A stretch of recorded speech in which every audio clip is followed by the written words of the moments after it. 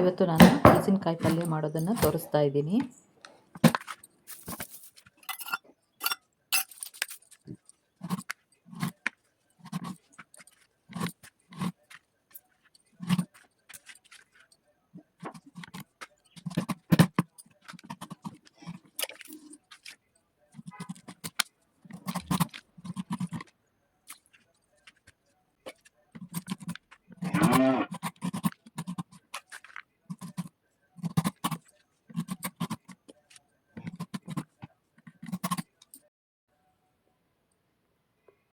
ಹಲಸಿನಕಾಯಿ ಹೆಚ್ಚಿ ನೀರಿಗೆ ಹಾಕ್ಕೊಂಡಿದ್ದೀನಿ. ಅದು ಬೇಯಲಿಕ್ಕೆ ಅರಿಶಿನ, ಒಂಚೂರು ಬೆಲ್ಲ, ಸ್ವಲ್ಪ ಉಪ್ಪು ಹಾಕ್ಕೊಳ್ತೀನಿ.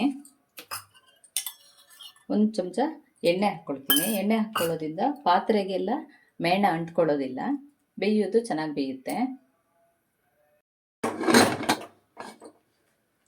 ಒಂದು ವಿಸಲ್ ಬರ್ಸ್ತೀನಿ. ಹಲಸಿನಕಾಯಿ ಪಲ್ಯಕ್ಕೆ ಮಸಾಲಕ್ಕೆ ಒಂದು ಅರ್ಧ ಬಟ್ಲಷ್ಟು ತೆಂಗಿನ ತುರಿ ತೊಗೊಂಡಿದ್ದೀನಿ. ಒಂದು 4-5 ಒಣಮೆಣಸು ತೊಗೊಂಡಿದ್ದೀನಿ, ಹುಣಸೆ ಹುಳಿ, ಒಂದು ಚಮಚದಷ್ಟು ಸಾಸಿವೆ, ಖಾರಕ್ಕೆ ಒಂದು 4 ಜೀರಿಗೆ ಮೆಣಸು ತೊಗೊಂಡಿದ್ದೀನಿ, ಕರಿಬೇವಿನ ಸೊಪ್ಪು. ಇದಿಷ್ಟನ್ನು ರುಬ್ಬಿ ತೊಗೊಂಬರ್ತೀನಿ.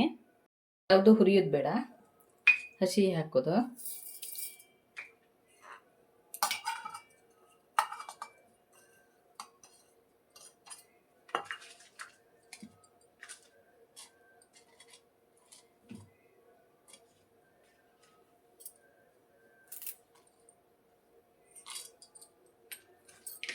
ಇದನ್ನು ರುಬ್ಬಿ ತರ್ತೀನಿ.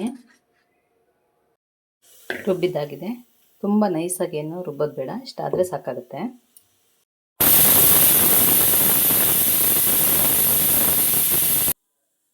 ಒಂದು ವಿಸಲ್ ಆಗಿದೆ, ಸಾಕು. ಸ್ಟವ್ ಆಫ್ ಮಾಡ್ಕೊಳ್ತೀನಿ.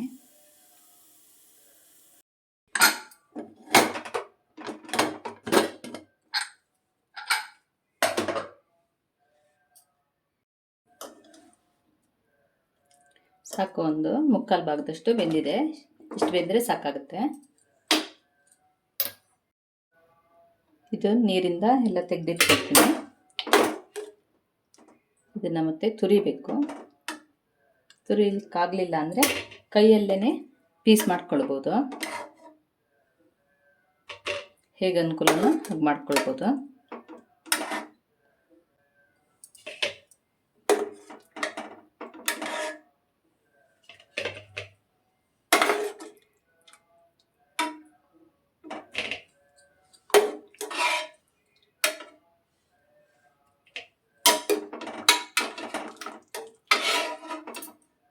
ಸ್ವಲ್ಪ ತಣ್ಣಗಾಗಬೇಕು, ತುರಿಲಿಕ್ಕಾಗಲ್ಲ. ಇಲ್ಲ ಅಂದರೆ ಕೈಯಲ್ಲಿ ಬಿಡಿಸೋದಾದರೂ ಅಷ್ಟೇ ತಣ್ಣಗಾಗಬೇಕು.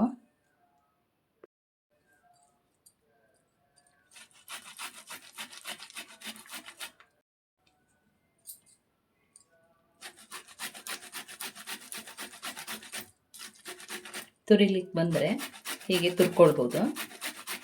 ತುರ್ಕೊಂಡ್ರೆ ಉಪ್ಪು ಖಾರ ಹಾಕಿ ಒಗ್ಗರಣೆ ಹಾಕ್ತೀವಲ್ವ, ಅದು ಎಲ್ಲ ಕಡೆಗೂ ಚೆನ್ನಾಗಿ ಹಿಡಿಯುತ್ತೆ ಅಂತ. ನಾವು ಕೈಯಲ್ಲಿ ಮಾಡಿದಾಗ ಹೀಗೆ ಪೀಸ್ ಪೀಸ್ ಆಗುತ್ತೆ, ಇಷ್ಟು ಕ್ಲೀನಾಗಿ ಬಿಡಿ ಬಿಡಿ ಆಗಲ್ಲ. ಹಾಗಾಗಿ ತುರಿಲಿಕ್ಕೆ ಸಾಧ್ಯ ಆದರೆ ತುರಿಬೋದು. ಹಲಸಿನಕಾಯಿ ಸ್ವಲ್ಪ ತೋಳೆ ದೊಡ್ಡ ಆಗಿದ್ದರೆ ಹೀಗೆ ತುರಿಯೋಕ್ಕೆ ಬರಲ್ಲ, ಅದು ಪೀಸ್ ಪೀಸ್ ಎದ್ದೋಗುತ್ತೆ. ಇಲ್ಲ ಅಂದರೆ ಹೀಗೆ ತುರಿಬೋದು. ಹೇಗೆ ಅನುಕೂಲನೋ ಹಾಗೆ ಮಾಡ್ಕೊಳ್ಬೋದು.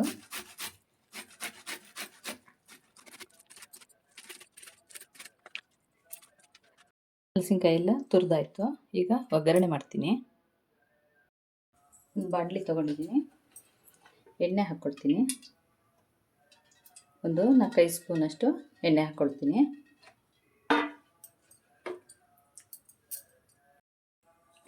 ಎಣ್ಣೆ ಹಾಕಾದ್ಮೇಲೆ ಸಾಸಿವೆ, ಜೀರಿಗೆ, ಉದ್ದಿನಬೇಳೆ,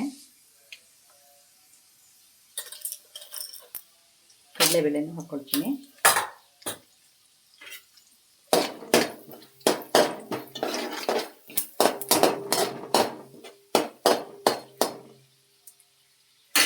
ಒಂದು ಮೆಣಸು ತುಂಡು ಮಾಡಿ ಹಾಕ್ಕೊಂಡಿದ್ದೀನಿ.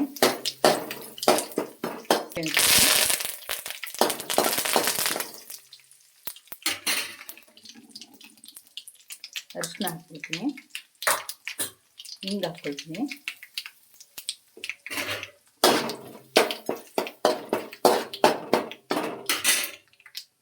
ಈಗ ಈ ರುಬ್ಬಿರೋ ಮಸಾಲ ಹಾಕ್ಕೊಳ್ತೀನಿ. ಇದಕ್ಕೆ ರುಚಿಗೆ ಬೇಕಾದಷ್ಟು ಉಪ್ಪು ಹಾಕ್ಕೊಳ್ತೀನಿ. ಅವಾಗ ಹೋಳು ಬೇಯುವಾಗ ಹಾಕ್ಕೊಂಡಿದ್ದೀನಿ. ಈಗ ನೋಡಿ ಅಂದಾಜಲ್ಲಿ ಹಾಕ್ಕೊಳ್ಬೇಕು. ಹಲಸಿನಕಾಯಿ ಸಾಂಬಾರು ಅಥವಾ ಪಲ್ಯ ಮಾಡುವಾಗ ಉಪ್ಪು ಹುಳಿ ಖಾರ ಎಲ್ಲ ಜಾಸ್ತಿ ಬೇಕಾಗುತ್ತೆ. 1 ಸ್ಪೂನಷ್ಟು ಬೆಲ್ಲ ಹಾಕ್ಕೊಳ್ತೀನಿ. ಬೆಲ್ಲ ಬೇಡ ಅಂದರೆ ಬಿಡ್ಬೋದು. ಇದು ಉಪ್ಪು ಬೆಲ್ಲ ಎಲ್ಲ ಕರಗಬೇಕು, ಅಷ್ಟೊತ್ತವರೆಗೆ ಹುರ್ಕೊಳ್ಬೇಕು. ಈಗ ಇದಕ್ಕೆ ಹಲಸಿನಕಾಯಿ ತುರಿದಿರೋದನ್ನು ಹಾಕ್ಕೊಳ್ತೀನಿ.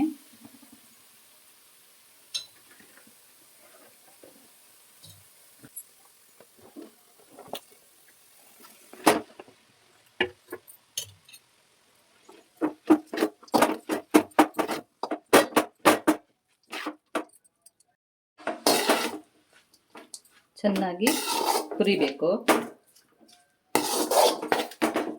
ಉಪ್ಪು ಖಾರ ಎಲ್ಲ ಚೆನ್ನಾಗಿ ಹಿಡಿಬೇಕಲ್ವ.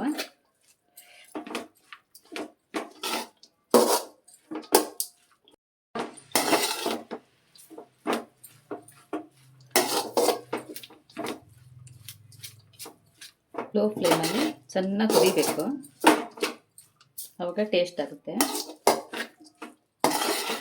ಹಲಸಿನಕಾಯಿ ಪಲ್ಯಕ್ಕೆ ಈರುಳ್ಳಿ ಹಾಕಿನೂ ಮಾಡ್ತೀವಿ, ಅದು ಒಂದು ಕ್ರಮ.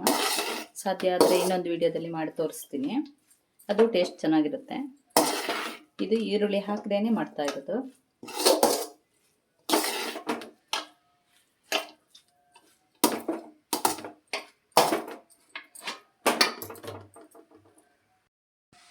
ಕೊನೆಯಲ್ಲಿ ಸ್ವಲ್ಪ ಕೊತ್ತಂಬರಿ ಸೊಪ್ಪು ಹಾಕ್ಕೊಳ್ತೀನಿ. ಬೇಕಾಗಲ್ಲ, ಇದು ಇದ್ದರೆ ಹಾಕ್ಕೊಳ್ಬೋದು ಅಷ್ಟೇ. ಹಲಸಿನಕಾಯಿ ಘಮನೇ ಚೆನ್ನಾಗಿರುತ್ತೆ. ಕರಿಬೇವಿನ ಸೊಪ್ಪು ಹಾಕಿದ್ದೀವಲ್ವ, ಕೊತ್ತಂಬರಿ ಸೊಪ್ಪು ಇದ್ದರೆ ಹಾಕ್ಕೊಳ್ಬೋದು.